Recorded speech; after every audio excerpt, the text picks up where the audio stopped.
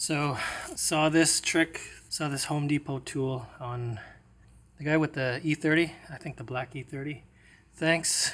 I think this is a pretty good option for getting these bushings out without having to burn everything to the ground.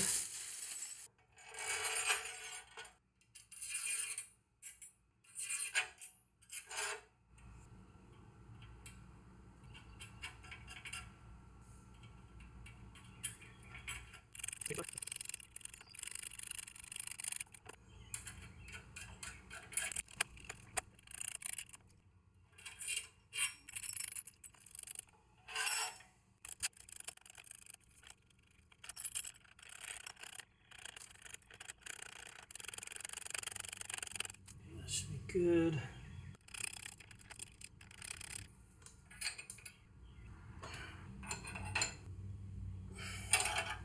Okay, so the idea here, I'm going to torque down this side while holding this one. This one will spin freely. And that's basically just going to drive this whole, this is locked right here, so it's going to push these washers. And this big washer is basically just holding it here as an anchor. And it's pushing this whole rod this way. These washers are small enough to push through, and it'll just basically push the bushing out this way. You will notice this bushing has a thicker end and a thinner end, and the thicker end is on the outside of the trailing arm. The thicker end is here, the thinner end is here. So inside is the thinner end, outside is the thicker end, relative to the trailing arm itself, not the car.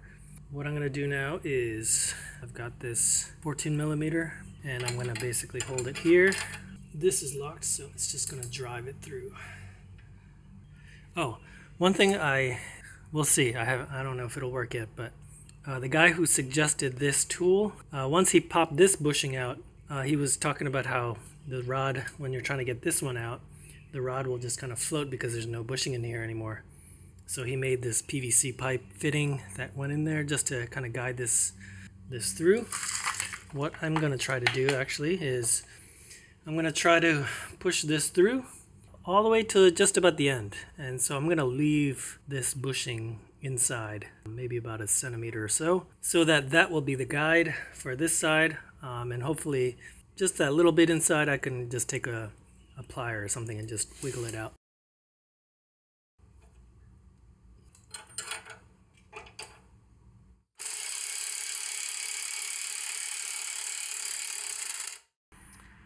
So that didn't work. That was too much power all at once. Got too trigger happy.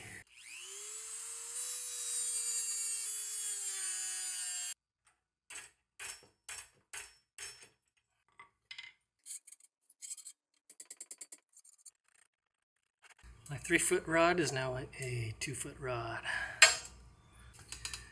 Okay, take 2. This time, a lot slower.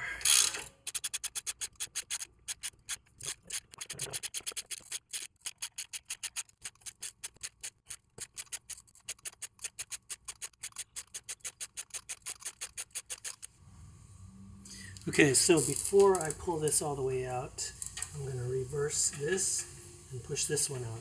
This way I don't have to worry about making that sleeve where the guy was getting a lot of slop on the threaded rod. What I'm going to try to do is leave this partially in and use that as the kind of centering thing for the rod.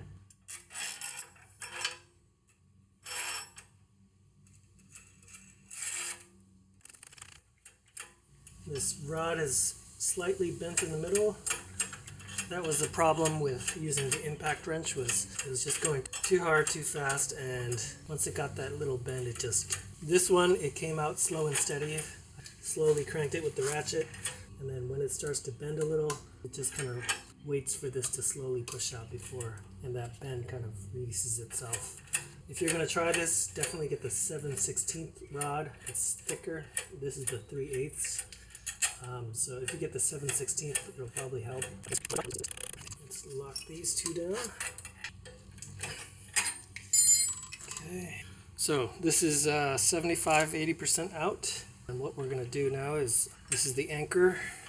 As I drive this end here, this is going to hold in place, and this anchors. So basically the threaded rod gets pushed this way, and it just pushes this whole thing out that way.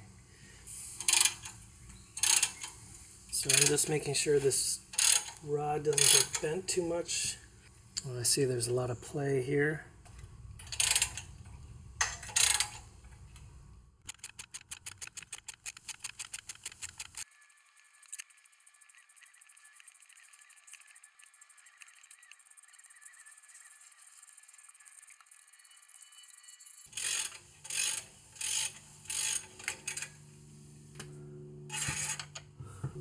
There we go.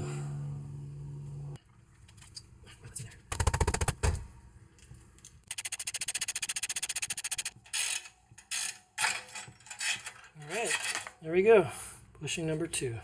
No need to burn all of this out and destroy the environment. Okay, time to reinstall the RTABs. I got the Lemforder rubber bushings. So I think Lemforder is the official supplier to BMW bushings, and I think these are actually the same bushings. So if you notice, there's like scrape marks there, and I noticed all 4 of these Lemforders had these kind of scrape marks on them. And then if you look here, here's the Lemforder and here's the BMW. If you line up that circle with this circle, whatever the marking is, on the BMW one, this is the part number that's written right there, and here it's all scratched out there. On the Lemforder it says BMW.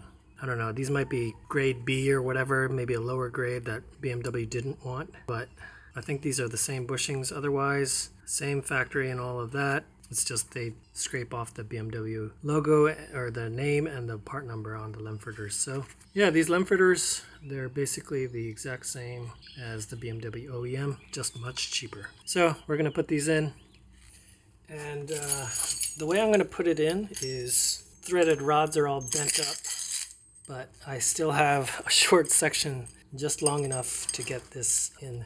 And what I'm gonna do is I'm gonna grease this up and help it slide in. Remember, always the thick part, not the thin part, goes on the outside of the trailing arm. It's relative to the trailing arm, not to the car. So this will be the outside of the car, but it's relative to the trailing arm, so the outsides. So the thick part goes here, and the other side, the thick part goes here. When you push this through, you're gonna have, there's that little lip on the bottom end, or the thin end. There's the lip that you gotta get past, and it's gotta poke out the other side. So when you pull it through with a washer stuck here, it's gonna just get stuck. So this tool, this is the All-Star bushing tool. We're gonna use this rod to get it mostly through, and then we're gonna finish it off with this one. This grabs just enough of the lip so that it can push it through. The end can stick out the other side and seat fully. So I'll show you. So we start with the threaded rod, and we're going to put a big washer on the bottom end, and so that it grips onto that to pull it. And then the top end, we're just going to put a bunch of washers. First of all, I'm going to grease a little bit of the inside. I don't know if this is correct or not, if you can use any kind of grease, or I see people using like lube that dries out once it gets seated. This is what I got, so this is what I'm doing. So let's go ahead. Let's seat that. Just a little bit.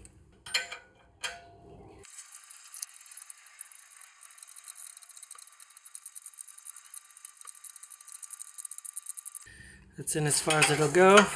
And I'm going to take this off and finish off with this other bushing tool.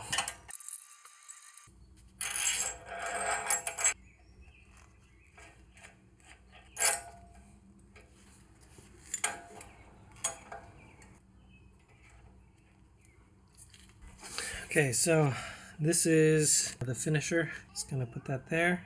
And then this rod will drive this all the way through. It'll be enough for the thin end, the lip, to pop out on this side, and you're going to push it over a little bit more, and then when you release this tension over here, it'll seep back into the middle. With this tool, you want to make sure you're just on the lip of this middle. You don't want to go over it, or else you're going to start blocking the rubber, start making some tears into it. So just to be safe, make sure when you seat this bushing tool that it sits just barely on the metal part.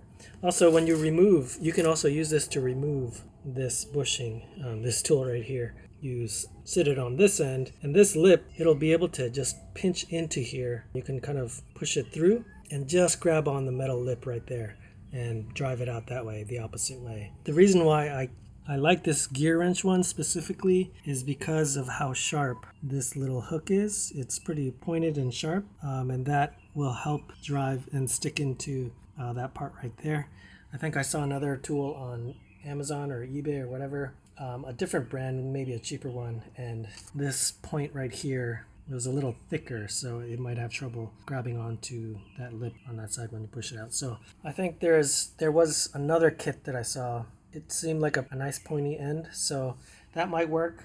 This is just long enough to do the subframe bushing and also this part here. So let's go ahead and finish seating this. You can see it now, it's sticking beyond the lip. I think I seated it a little too far, so we're going to go ahead and push it back out a little. Here you can kind of see what I mean. Since it's very thin, it can pinch in there just enough. It can pinch in there just enough because of how thin it is. And now it's seated, and basically that's how you would fully take it out, obviously with a smaller washer here.